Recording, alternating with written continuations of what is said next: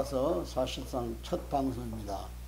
정말 오곡백과가 무르익고 그동안 우리는 6일간이라는 장기간의 휴일을 지났습니다. 많은 사람들이 가족과 함께 야외로 가셔서 정말 휴일을 즐긴 것으로 압니다. 그러나 국내적으로는 굉장히 복잡한 일들이 많이 일어났습니다.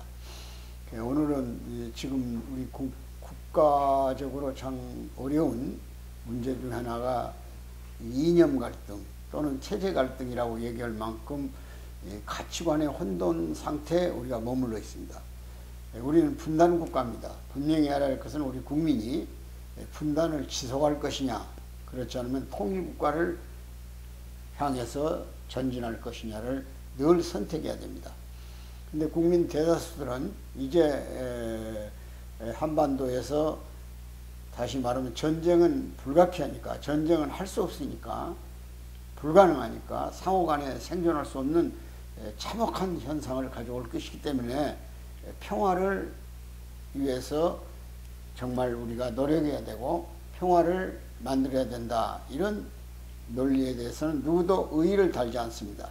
그러나 평화에 대한 방법론에 대해서는 과연 어느 것이 평화냐, 바꿔 말하면 북한과의 늘 협상으로 끌려가면서 무력한 국가, 나약한 국가 상태에서 평화가 유지될 수 있는 것인가, 그렇지만 강력한 우리 국방력을 만들어서 강한 힘을 가지고 정말 평화를 유지해 갈 것인가 하는 문제는 대단히 어려운 문제 중 하나고, 또 우리 현실에서도 이해하기 힘들 만큼 논쟁의 대상이 될 수 있는 겁니다.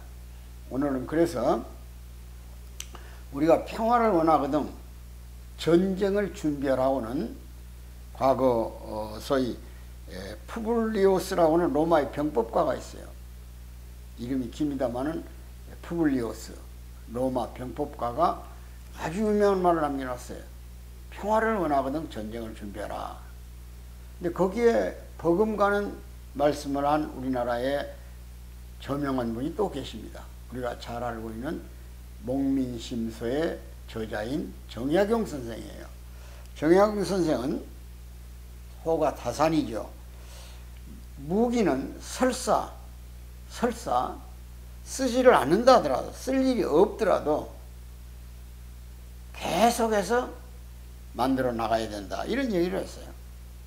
단 하루도 무기 만드는데 소홀해서는 안 된다. 그 말은 우리 현대적 용어로 표현하면 전쟁은 늘 준비하라는 겁니다. 주변 국가로부터 위협이 있든 없든 간에 준비하라는 겁니다. 그것이 다산 선생의 좋은 말씀이에요. 그리고 우리가 흔히 인용해 쓰고 있는 고대 그리스의 역사학자인 투키디데스라는 사람, 투키디데스 유명한 아주 얘기를 했죠. 전쟁은 냉혹한 스승이라고 그랬어요. 전쟁이 우리에게 스승으로서 가치를 준다, 그런 얘기, 교훈적 가치를 준다. 그 예로서 우리가 늘 인용하고 있는 것 중에 하나가 폴란드와 독일 전쟁입니다. 1차 대전이 끝나고 독일은 폴란드 재건을 위해서 무역의 관세도 없애버리고 모든 물품에 대해서 관세를 매기지 않았습니다. 그 대신 독일 물건은 폴란드에 들어갈 때 관세가 있었어요. 그것을 가능케 했던 것이 바로 이름하여 베르사유 조약이라는 겁니다. 그래서 일반적으로 그 조약을 우리는 평화조약이라고 해요. 이제 독일과 폴란드 사이에는 평화가 왔다. 그리고 상당히 많은 땅을 할애해 줬어요. 1차 대전의 전쟁 보상적 성격을 띠고 있는 거죠.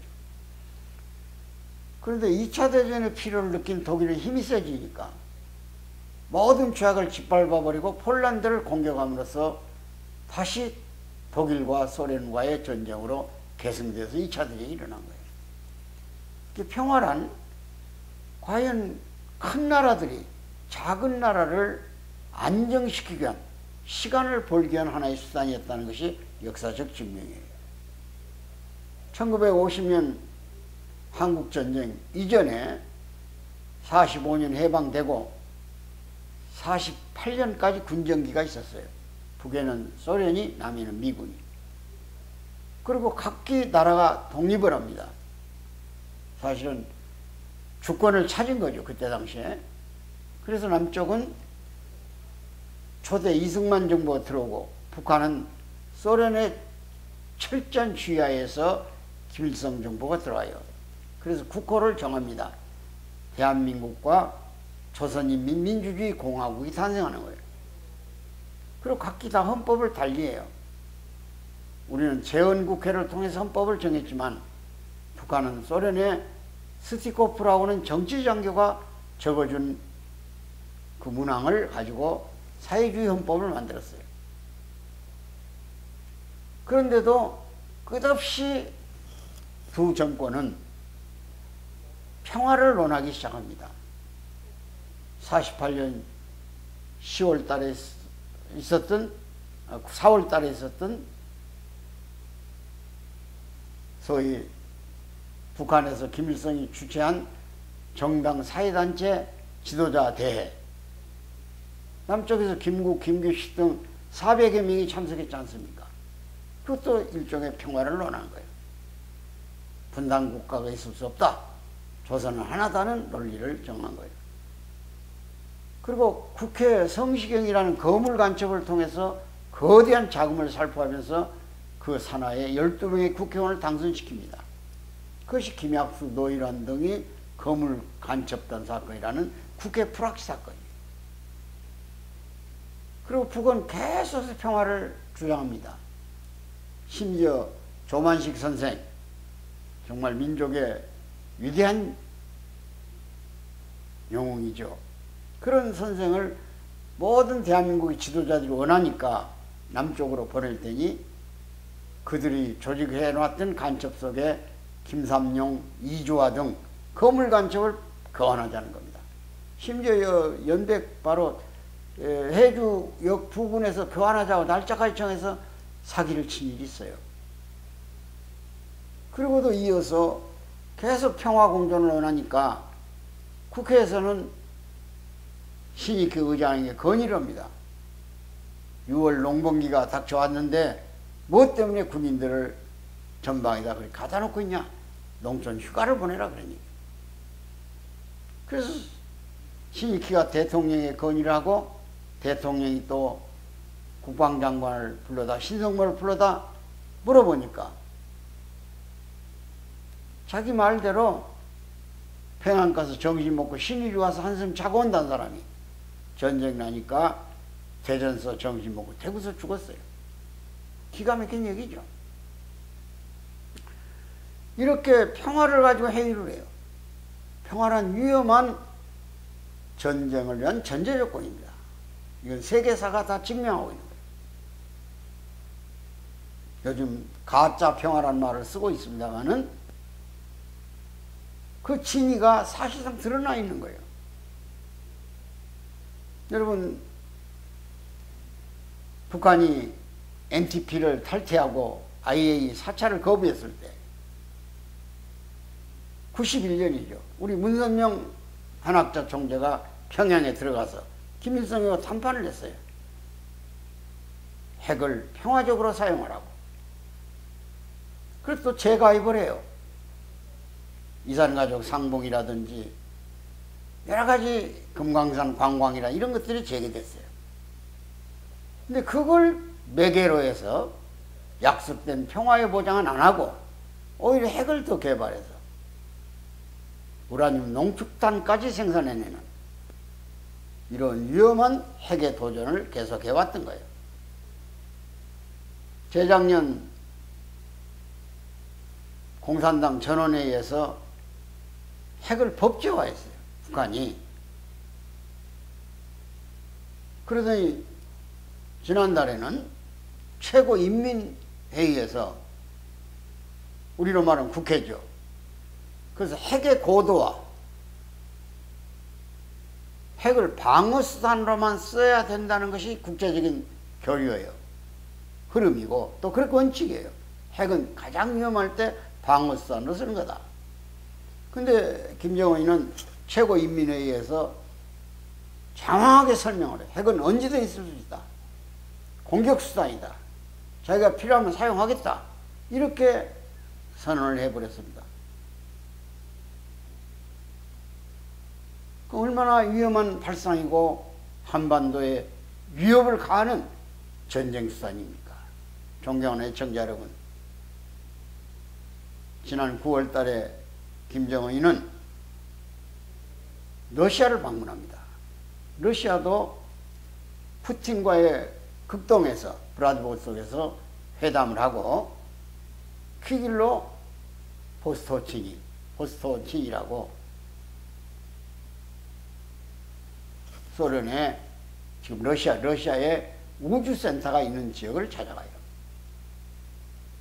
그나마 정찰 위성을 2차례나 실패하고 조우변 김정은이 우주 기술에 대한 소련으로부터의 지원을 요청했을 겁니다. 그리고 철도를 이용해서 전투기를 생산하는 소위 소련이 자랑하는 소위 4.5세대 전투기죠. 미국 29보다 성능이 우수하니까.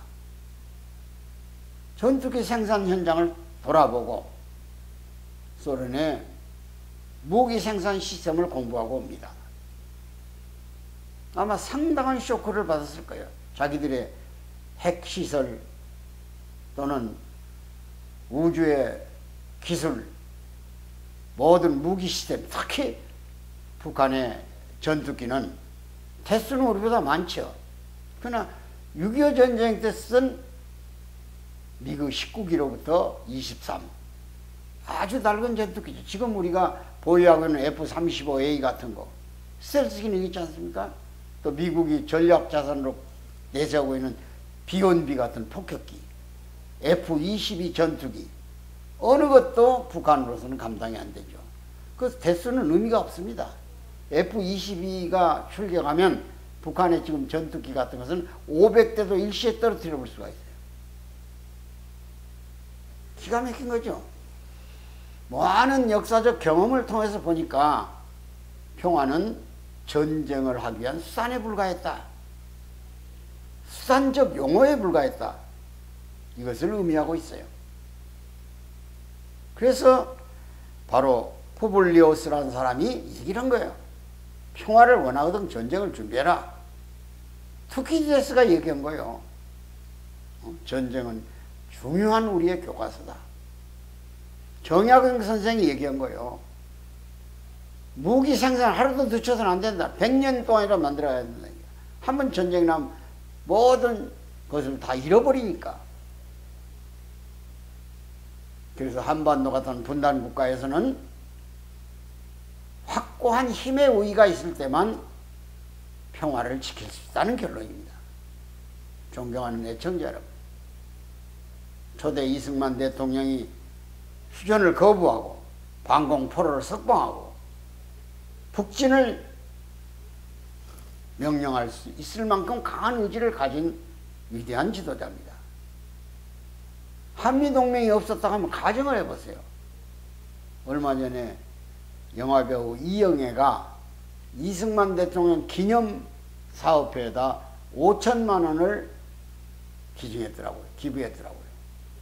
많은 여론이 몰아쳤습니다.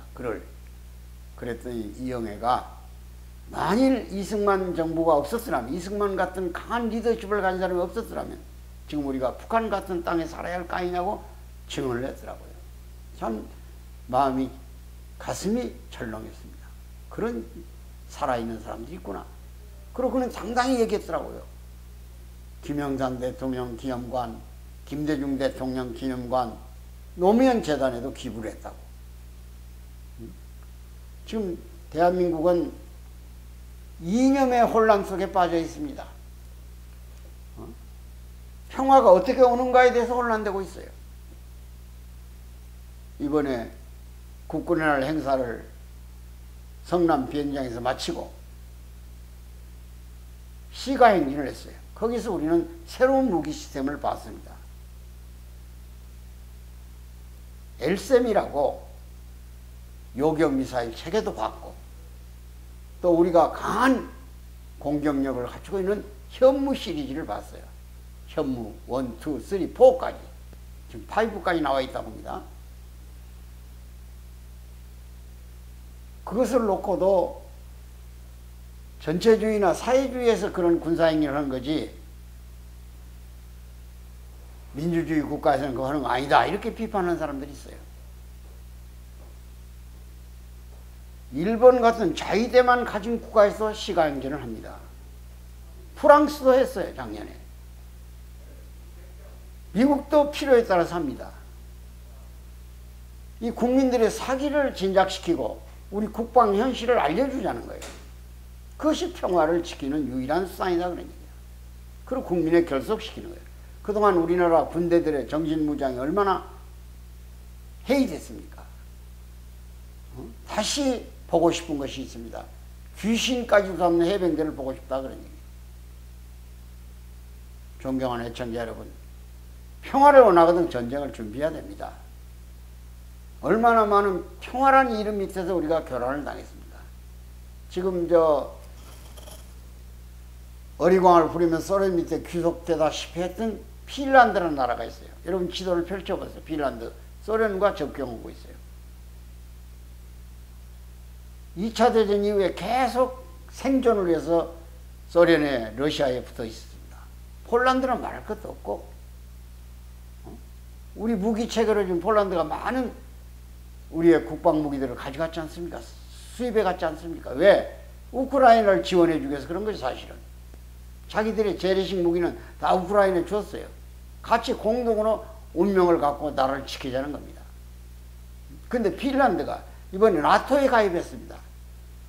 더 이상의 구걸하면서 소련 밑에서 살고 싶지 않다는 거예요. 그래서 공동방위 체계를 갖고 있는 나토에 핀란드가 가입을 하게 되는 거예요. 우리 생존은 강한 한미동맹을 결속시켜서 적어도 우리도 원자력 협정을 개편해야 돼요. 일본이나 호주처럼. 그리고 우리 핵 추진 잠수함 만들어야 돼요. 잠수함은 어디나 이동해서 표적이 나타나지 않기 때문에 강한 무기체계를 갖추고 북한의 핵 공격을 선제 타결할 수가 있어요. 소위 킬체인의 가장 강한 무기가 추진 잠수함이에요. 미국에게 강력히 부딪혀가지고라도 일본과 호주 정도의 원자력 협정이 개편돼야 돼요. 그래야 우리 안보가 튼튼하고 북한도 빠른 시간에 상황을 변화시킬 수 있어요. 북한이 저대로 가면 안 됩니다. 지금 아마 러시아를 방문하고 와서 김정은이 잠이 안 올 거예요. 막대한 국방비를 써서라도 통신기술을 또 전투기 기술을 개량해서 최소한도 4.5세대의 전투기를 생산해낼 수 있는 능력을 갖추려면 천문학적 돈이 필요하다 그런 얘기예요. 인민들이 얼마나 굶주리겠냐 그런 얘기입니다. 지금도 굶어서 죽는 사람이 수로 간다. 이런 처지를 본데 우리가 강한 평화를 위하거든 전쟁을 준비하는 정책을 준비해야만 그리고 그대로 실천해야만 북한이 방향을 바꿀 겁니다. 우리가 평화롭게 공존해서 남북이 협력해가면서 사는 시대, 그것이 설령 50년, 100년 후에 통일국가를 지향해서 자기 정권이 소멸돼서 체제가 패배를 하더라도 결국 인간을 위한 정치 시스템은 남아지는 거 아닙니까? 그런 점에서 오늘은 평화를 원하거든 전쟁을 준비하라는 말씀을 전해드렸습니다. 대단히 감사합니다.